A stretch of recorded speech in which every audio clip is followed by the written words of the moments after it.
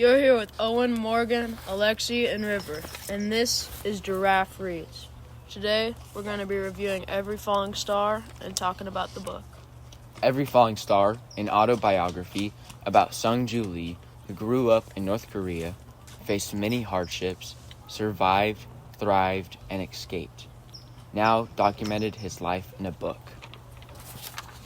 Alright, so I just wanted to start by giving the listeners a preview of what this book is about. And if you've not read the book already, I would highly recommend it. It's quite an amazing and remarkable book. And so basically, the book starts off with Sung-Ju, who's living in the capital of North Korea. And he has a pretty good life in Pyongyang because it's wealthy, has rich food. It's a nice place to live. And then they go on a vacation to one of the poverty towns of North Korea. And he soon realizes that it's not much of a vacation, but more of a punishment from the government. And you'll soon realize that he's going to have to go through many hardships, like doing drugs, alcohol, losing family, losing friends, and has a really hard and tough life in this poverty town. So I just also wanted to start by asking you guys, what was your first thought on when reading this book? When reading the book early on, I was kind of surprised because how luxury it is to be in the capital of Pyongyang, and how you regularly see North Korea as the domineering and controllable place it is. Yes, I agree.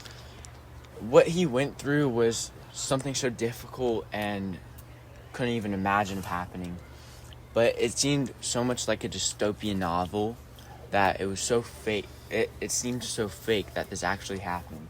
Yeah, I think it was crazy that in the beginning, everyone seemed pretty happy and, didn't feel trapped or anything, and then it just quickly escalated. Yeah, I really feel like the tone was started off as very chill, relaxed, luxury, and then when he moves, it just goes very downhill from there. Yes. I'm sorry if you hear another alarm or people talking. That's the studio next to us. They're shooting a movie for Hollywood. It's some weird film. But let's get back on this topic. What do you guys think the tone of the story and how it was set up? It was very serious, and it really, really is sad how he had to lose so much things in life.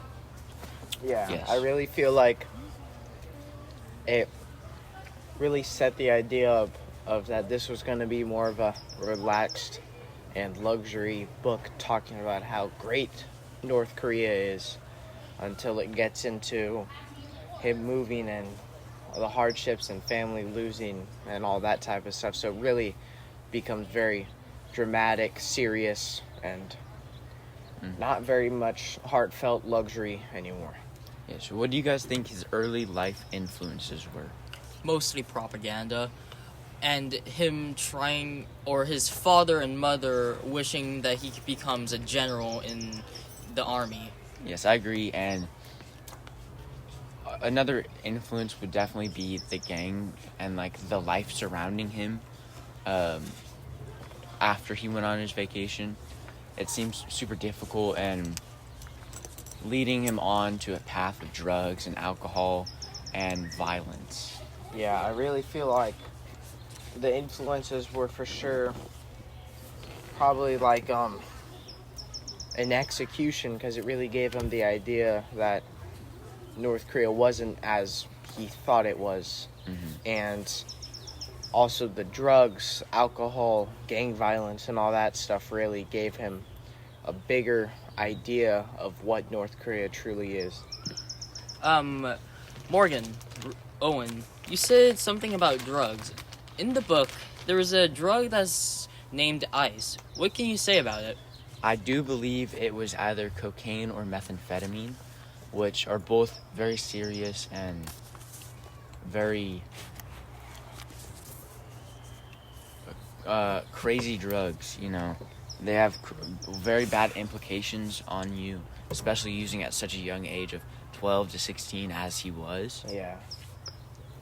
I really feel like, especially during the book, when he lost his brothers and family members, and he really went into that downhill stage of trying to find this illegal mythical drug known as ice, which is said to bring people to another like different state and everything. And it really felt like, because he also did opium when he was young, very young, for his birthday and stuff, it really set him up to become more of a hard drug addict gang person. Yes. What do you think his personality studio next door again. Can't believe it. What do you think his challenges were? I definitely think some of his challenges were trying to actually realize that his mom and dad were not gonna actually come back. And when he started to realize that, he really just gave up in hope and really had to go through it. And River, what do you think of this so far? Yeah, I think it was a lot of hardships he struggled with, and I think it was very, crazy to hear his story. And looking up pictures of him, he looks totally normal, and I don't know, I just feel like you'd never have guessed his history. Yeah. You never judge a book by its cover. True. Do you think that's what the theme after the book is? That's a great point, and I definitely agree with you. That's great.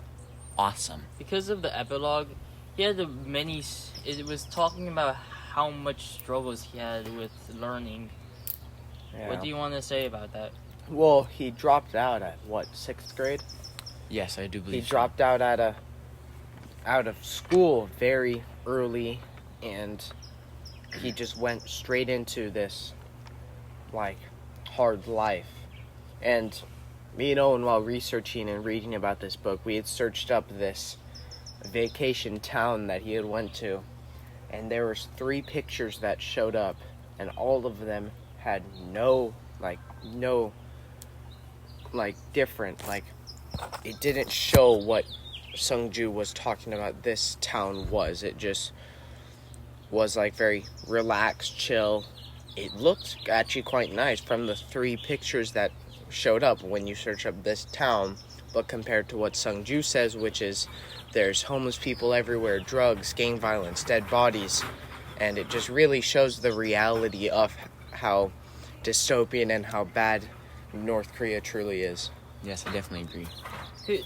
Compared to common civilization with all these fancy electronics and phones and headphones, what do you think, or is it compared to North Korea and how it has no electricity? I definitely think that the leaders of North Korea, like Kim Il-sung, Kim Jong-un, and all of them, really try to make North Korea the outsider. So if you were to go into a North Korean home, you would see a picture on the wall of the North Korean leader, and the North Korean leaders are called eternal leaders, gods, the one above all, all that type of stuff. Okay, I think we're gonna have to end it now. We're running low on studio time. Thank you for listening, though. This has been Giraffe Reads.